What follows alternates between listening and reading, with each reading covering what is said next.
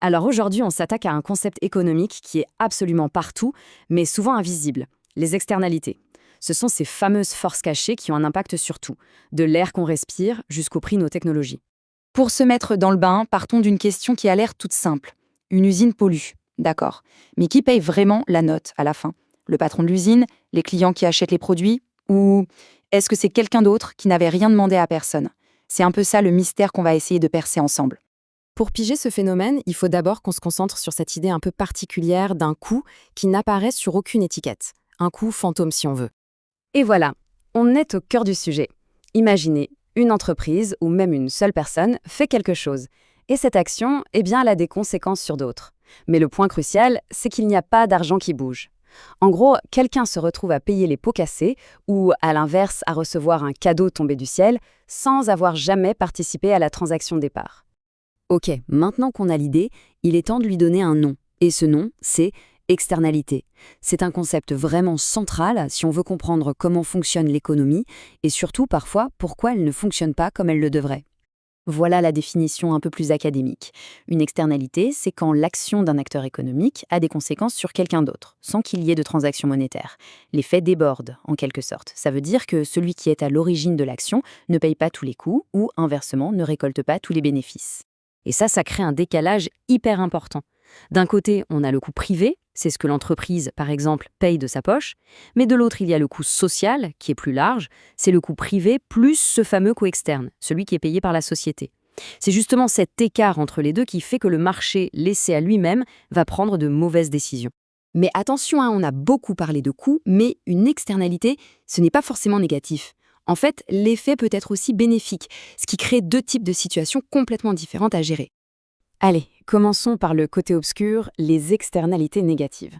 Et là, franchement, les exemples sont partout. La pollution d'une usine qui affecte la santé des voisins, bien sûr, mais aussi les embouteillages. Chaque voiture qui s'ajoute sur la route fait perdre du temps à toutes les autres, ou même le tabagisme passif. À chaque fois, quelqu'un subit un coût sans compensation. Et la conséquence, c'est que le marché va produire trop de ces choses nuisibles. Heureusement, il y a l'autre face de la pièce, les externalités positives. Pensez-y, quand quelqu'un se fait vacciner, il ne se protège pas seulement lui-même, il protège aussi les autres, c'est un bénéfice pour la collectivité. Pareil pour une entreprise qui fait de la R&D, ses découvertes peuvent servir à tout le monde. Et même un exemple tout simple, un beau jardin bien entretenu, ça profite à tous les passants du quartier. Le problème ici, c'est l'inverse. Comme la société reçoit ses bénéfices gratuitement, on ne produit pas assez de ces bonnes choses. Bon, du coup, on a un marché qui cafouille, qui ne voit pas tous les coûts et tous les bénéfices. Alors on fait quoi? Comment on corrige le tir? Eh bien, c'est là que la puissance publique peut intervenir.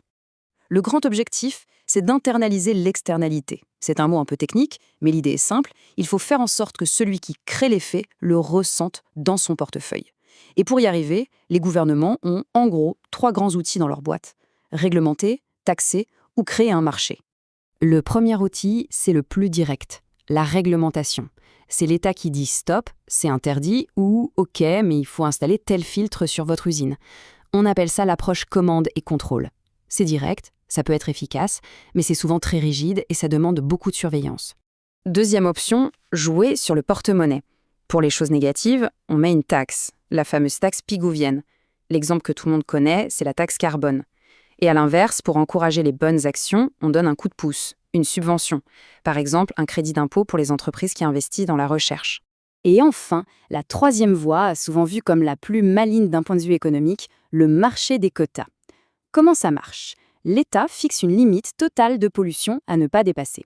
Puis, il distribue des droits à polluer. Les entreprises les plus vertueuses et qui polluent moins peuvent alors vendre leurs droits restants à celles qui ont plus de mal. C'est exactement le principe du marché du carbone en Europe. Alors, si on résume, la réglementation, c'est direct mais rigide. La taxe, c'est flexible, mais quel est le bon montant? C'est super dur à dire. Et les quotas, ça garantit qu'on atteint l'objectif, mais c'est une sacrée usine à gaz à mettre en place. Bref, il n'y a pas de solution miracle. Le choix du bon outil dépend vraiment de la situation. On arrive au dernier point, et c'est peut-être le plus important. Concrètement, pourquoi est-ce que c'est si essentiel de comprendre ce concept d'externalité? Eh bien, tout tient dans cette phrase. Les externalités, c'est la preuve que le marché, tout seul, n'est pas parfait. C'est l'une des raisons principales, d'un point de vue économique, qui justifie que l'État intervienne. Quand le marché se trompe, il faut parfois un coup de pouce public pour réaligner les intérêts de chacun avec le bien-être de tous. Et ce n'est vraiment pas qu'un truc de prof d'éco. Pensez aux plus grands défis actuels. Le changement climatique, c'est une gigantesque externalité négative. La gestion d'une pandémie et l'importance de la vaccination, une externalité positive. Encourager l'innovation, encore une externalité positive. En fait, ce concept, c'est la clé de lecture pour comprendre les enjeux économiques de tous ces grands débats.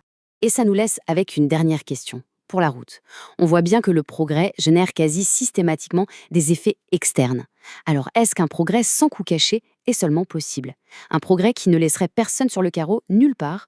Vaste question.